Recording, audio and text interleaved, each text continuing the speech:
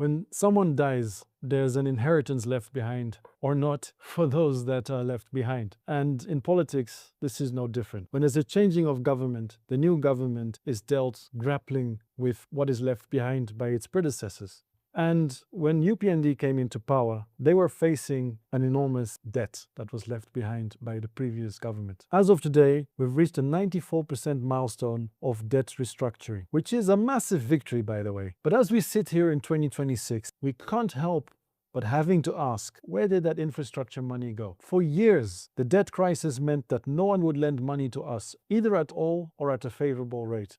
Today, we look at how Zambia is Zambia-proofing its development by ditching high-interest foreign debt for public-private partnerships and local capital.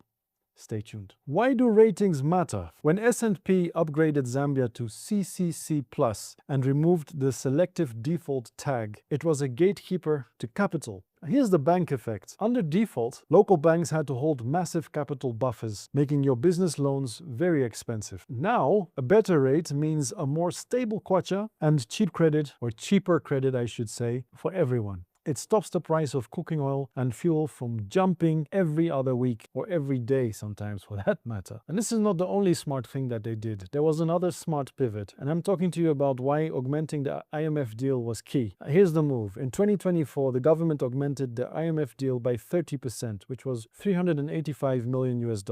This wasn't just more debt. It was the IMF admitting that Zambia needed more fiscal space to handle the drought. But that's not the only thing. There's now also a successor program, because the government successfully ended the IMF program earlier this year. They also said that let's close it and then reinitiate another program with the IMF. And it is smart, because in the previous deal we were focusing on an emergency surgery mode, and now we're moving to a growth-focused successor program, which arguably will also bring about a better deal with the IMF. So what are we doing with the GDP with regards to subsidies? Let's talk about the strategic shift. To stay sovereign, we're still pivoting, because the mandate is now invest in GDP, not just social impact. So production first. We're focusing on energy for mines and trade corridors like the Lowito corridor. Why would we do this? Let me tell you. Because if we grow the GDP to 6.4% in 2026, we generate the tax revenue to fund our own schools and clinics. We're building the engine before we try to drive the bus. Let's have a closer look at the 3 Ps, the private-public partnership. Let's start with local capital. This is the most strategic shift of the UPND government. Look at the $650 million Lusaka-Ndola dual carriageway. The financing didn't come from London or Beijing or any other far-off place. No, it came from right here, from our local market. And this brings about the no-bleed economy. A massive portion of the funding, over $300 million